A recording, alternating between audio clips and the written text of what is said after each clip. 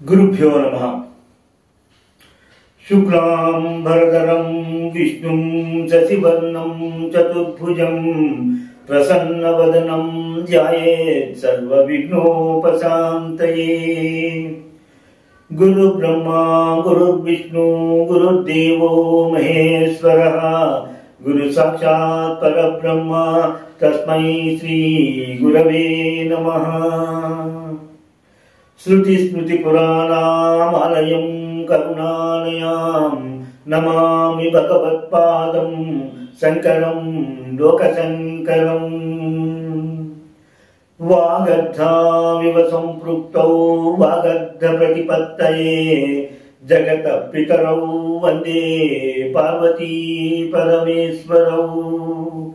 वन्दे पार्वती परमेश्वरौ। సౌందర్యనగరి శ్లోకాల విపుల భావాన్ని గ్రహించడానికి ఈ వీడియోను వీక్షిస్తున్న మీ అందరికీ నా నమస్కారం తెలియజేసుకుంటున్నాను. అలాగే సౌందర్యనగరి గురించి రాసిన గ్రంథకర్తలకు ప్రవచనకర్తలకు అందరకు నా నమస్కారం తెలియజేసుకుంటున్నాను. మా గురువు గారైన శ్రీ జ్ఞానేశ్వరాంబ గారి పాదములకు నమస్కరించి వారి ఆశీస్సులను అర్థిస్తూ ఈరోజు సౌందర్యనగరంలోని 29వ శ్లోకం యొక్క విపుల భావాన్ని తెలియజేయడానికి అమ్మవారు నాకు ఇచ్చిన శక్తి మేరకు జ్ఞానము మేరకు నేను ప్రయత్నం చేస్తాను. ఈ 29వ శ్లోకము ఈ విధంగా ఉంటుంది. కిరీటం వైరించం పరిగరపురః కైటభవిదః కఠోరే కోటీరే స్కలసి జగిజంభారి ముకుటం ప్రణమ్రే స్వేజేషు ప్రభసముపయాతస్య భవనం భవస్యాభ్యుత్థానే తవ పరిజనోక్తి విజయతే. ఈ శ్లోకం యొక్క స్థూల భావాన్ని గ్రహించడానికి మనం ప్రయత్నం చేద్దాం. అమ్మ, నీవు సభలో సుఖాసీనురాలమై ఉండి బ్రహ్మ విష్ణు ఇంద్రుడు మొదలగు దేవతలు నీకు సాష్టాంగ నమస్కారం చేస్తూ ప్రణమిల్లినప్పుడు నీ భర్త అయినటువంటి భవుడు నీ గృహమునకు వస్తున్నాడు అని తెలియగానే అతనికి స్వాగతము చెప్పాలని వెంటనే లేచి వెళుతున్నప్పుడు నీ పరిచారికలు, అమ్మ, అక్కడి బ్రహ్మగారి కిరీటం ఉన్నది, కొంచెం జాగ్రత్తగా తప్పు, అక్కడ కైటముడు అనే రాక్షసుని చంపినటువంటి విష్ణుదేవుడి యొక్క కిరీటము ఉన్నది, దాన్ని తగులుకుని నువ్వు జారి పడిపోతావేమో, జాగ్రత్త. ఇంద్రుని యొక్క కిరీటము ఉన్నది, దాన్ని కూడా తప్పుకొని నెమ్మదిగా రమ్ము అన్న విషయంగా పరిచారికలు నీకు చేస్తున్నటువంటి వినతులను ఎంతో ఆనందంగా ఉన్నాయి అన్న విషయంగా శంకర భగవత్పాదులు ఈ శ్లోకాన్ని రచించారు. ఈ శ్లోక భావానికి దగ్గరగా ఉండేటువంటి తెలుగు అనువాద పద్యాలను ఒకసారి పరిశీలిద్దాం. ఎదురుగా పోయిని పతికిని స్వాగతం స్వాగతింపగనంచగా నిను ముదముగ దర్శనమునను బొమ్మయు వేపులు వేచియుండ నీ పదములను సరింగ శిరమాభరణములను తరించగా అదరులతోడ నెయ్యులది మాతపతి ప్రేమ దశనముగన్.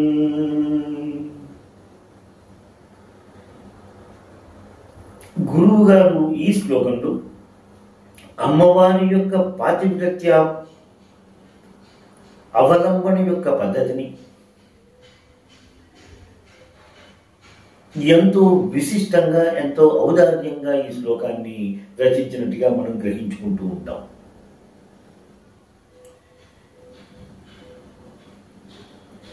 అమ్మవారి యొక్క పాతివ్రత్య గురించి తెలుపుతున్నటువంటి ఈ శ్లోక విపుల భావాన్ని తెలుపుకునే సందర్భంలో అనసూయ అరుంధతులు పార్వతీదేవికి పతివ్రత ధర్మాల గురించి తెలియజేస్తూ ఉండేటువంటి కొన్ని వాక్యాలను మనం తెలుసుకోవడం మంచిదేమో.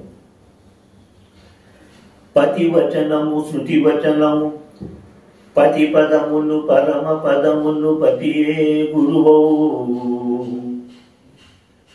పతి నగవే పరమ సుఖము పతి నడచిన బాట నడువు పర్వతపుత్రి.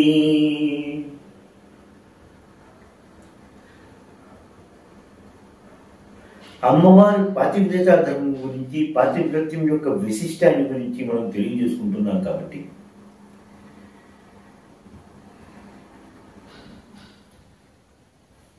కాళికాదేవి యొక్క రూపాన్ని చూస్తున్నటువంటి శివుడు నల్లగా ఉన్నదని పరిహసిస్తూ ఉంటే తన భర్తకి నలుపు వర్ణము నచ్చదేమో అని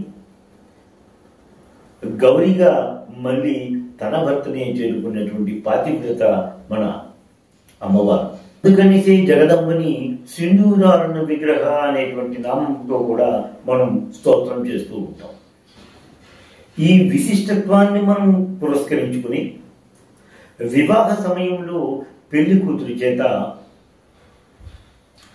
గౌరీ పూజను చేస్తూ గౌరీ దేవుని స్తోత్రం చేసితే ఆ వధువుకి ఎంతో శుభాలు జరుగుతాయి అనేటువంటి విషయంగా మన వారు ఈ గౌరీ పూజను కూడా పెళ్లిలో తప్పకుండా చేస్తూ ఉంటారు.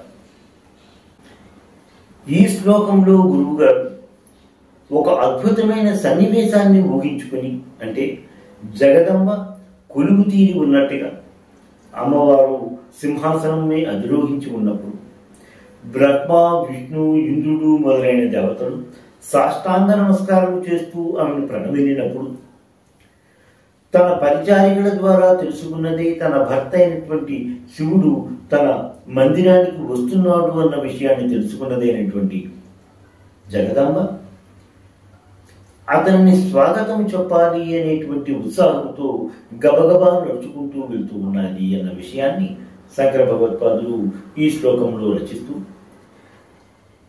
బ్రహ్మ విష్ణు ఇంద్రుడి యొక్క కిరీటమును దాటుకుంటూ రమ్మని చెప్తూ పరిచారకులు చేసిన హెచ్చరికలతో ఈ శ్లోకాన్ని రచించారు శంకర భగవత్పాదులు. ప్రణమ్రే చేతస్వాన ప్రణమ్రే శ్వేతేషు సంధి విభజన చేసుకున్నప్పుడు ఏతేషు ప్రణమ్రేషు సత్సా. ఏతేషు అంటే ఎవరి గురించి అయితే మనము మాట్లాడుకుంటున్నామో ఆ బ్రహ్మ విష్ణు ఇంద్రుడు మొదలైన దేవతలు ప్రణమ్రేషు సత్సు సాష్టాంగ ప్రణామములు చేస్తున్నట్టుగా సాష్టాంగ పడి ఉన్నప్పుడు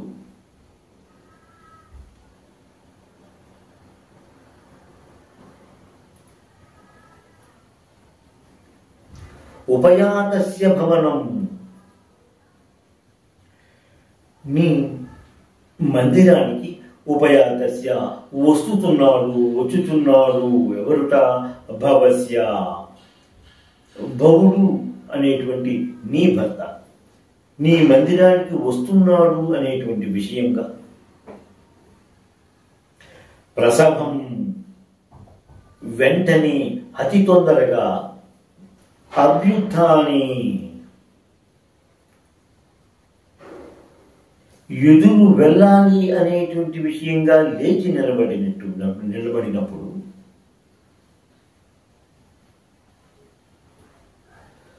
పురహ కిరీటం వైరించం. పురహ అంటే ముందర, నీ ముందర బ్రహ్మదేవుడి యొక్క కిరీటము ఉన్నది. పరిహర దాన్ని తప్పించుకున్నాడు.